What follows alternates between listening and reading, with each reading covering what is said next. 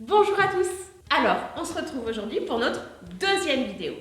Vous avez été nombreux à nous poser des questions sur la gestion de projet. Ça tombe bien, c'est mon domaine. Ce sera donc le sujet de cette vidéo. Mais là, moi, je vais vous parler plus particulièrement de management hybride.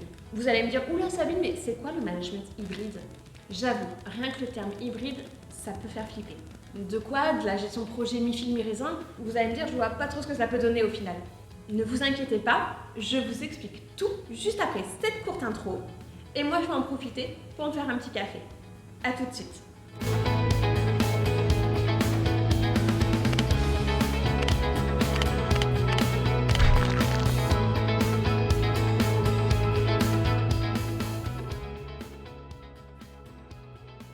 Alors, qu'est-ce qu'un management de projet hybride?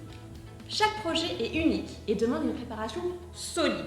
Votre objectif, c'est une mise en œuvre fluide et efficace. En matière de gestion de projet, les méthodes agiles côtoient les pratiques prédictives, plus classiques. L'expérience m'a montré qu'un management hybride peut considérablement changer la donne sur certains projets. Alors, déjà pour contextualiser, quelle différence entre méthode agile et prédictive? Avec une méthode prédictive, telle que le cycle en cascade, on planifie l'intégralité du projet en amont et les tâches sont répertoriées par ordre séquentiel. Un peu à l'image d'une cascade, c'est une méthode plus traditionnelle, mais aussi plus rigide. Si cela permet une visibilité à long terme, les modifications ne sont en revanche pas simples à mettre en œuvre. Elles peuvent notamment causer des retards et des coûts supplémentaires, ce que les clients détestent. La méthode agile, telle que Scrum, découpe les tâches en petites itérations, nommées sprints. D'une grande souplesse, elle favorise la communication entre les équipes et le client, mais aussi et surtout, elle favorise l'adaptabilité. Le projet évolue ainsi au fur et à mesure et au gré des besoins. Alors, faut-il préférer une pratique à une autre? Pas vraiment. Tout dépend du type de projet. Avant de choisir quelle méthodologie vous devez appliquer, il faut avant tout évaluer plusieurs critères. La taille du projet et sa complexité, la clarté et la mutabilité du besoin, le découpage prévu, les coûts et les moyens identifiés, et le type de management et les compétences à mobiliser. Plus le projet est mouvant, plus il est recommandé d'adopter la méthode agile. Mais moi, je suis convaincue qu'une autre voie est possible. Pourquoi en effet ne pas combiner les deux pratiques en optant pour un management hybride?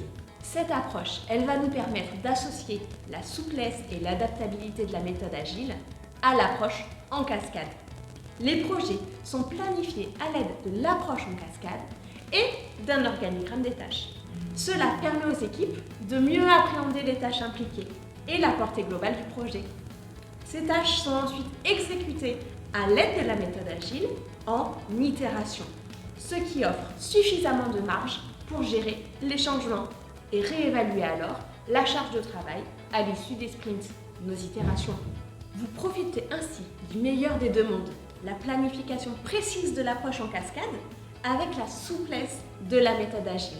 C'est le principal avantage de la gestion de projet hybride. Et bien voilà, c'est déjà la fin de cette vidéo. J'espère qu'elle vous a plu. Surtout, n'hésitez pas à poser vos questions dans les commentaires, à vous abonner à notre chaîne. Je vous dis à bientôt pour notre prochaine vidéo. Je vous fais des bisous et je vous dis à ciao.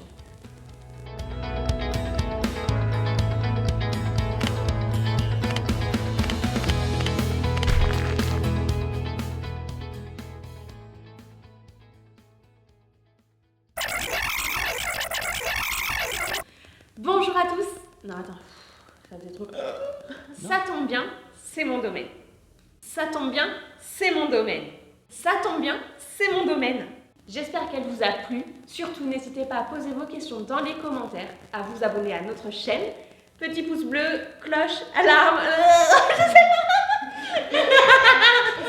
Je vous fais des bisous et je vous dis à ciao.